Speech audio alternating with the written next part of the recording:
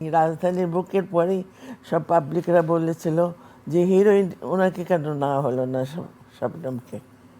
অনেকের এটা তারপরে এতে শাম সাহেব চিন্তা করলেন যে এর পরের ছবিতে শবনমকে আমরা হিরোইন দেব।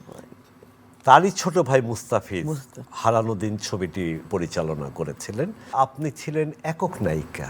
জি, জি। সেটি অনেক বছর আগে, 61 সাল যদি আমরা ধরি, সেই 64 বছর আগে করা যায় না। স্বপ্নের নায়িকাকে আমরা এখন সামনাসামনি দেখছি। আল্লাহর রহমত।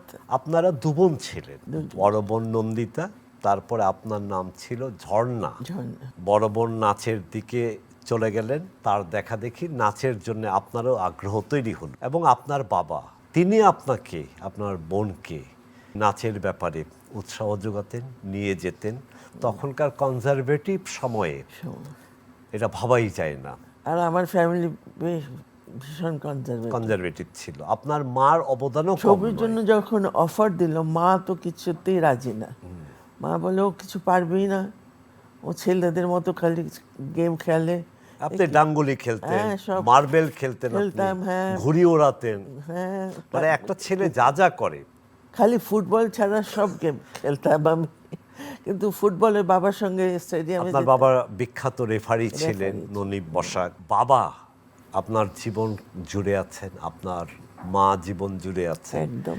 এবং আপনার একেবারে নিজস্ব চেষ্টায় আপনি দখল করে নিলেন বড় পর্দা, সিনেমার পর্দা। রহমান ভাই বিশ্বাস করেন, তখন জানতাম না যে সিনেমা কি, সিনেমার শুটিং কিভাবে হয়, ক্যামেরা কি, কিচ্ছু জানতাম না।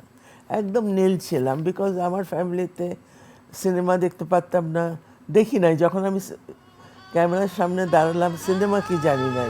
আপনার মামারা খুবই কনজারভেটিভ ছিলেন এবং তারাও কখনো চাননি যে আপনি সিনেমায় তাদের সাথে আমাদের সম্পর্ক শেষ হয়ে গেছে। হ্যাঁ, তারা বোধহয় আপনাদের পরিবারটাকেই তাদের আর কাছাকাছি রাখতে চাননি। এত পারিবারিক বাধা সত্ত্বেও আপনি কিন্তু হাল ছাড়েননি।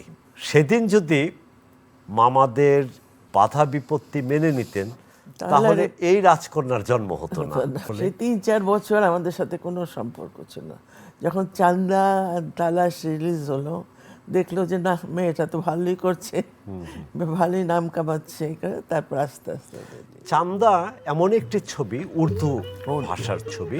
আজকের শবনম, তখনকার ঝর্ণা, উর্দু জানতেনই না আপনি। কিন্তু এই চান্দা ছবিতে অভিনয়ের অফার আসার কারণে আপনি কিন্তু খুব মাত্র 22 দিনে উর্দু ভাষাটা রপ্ত করেছেন। মানে পড়ালেখাটা শিখে নিয়েছি আর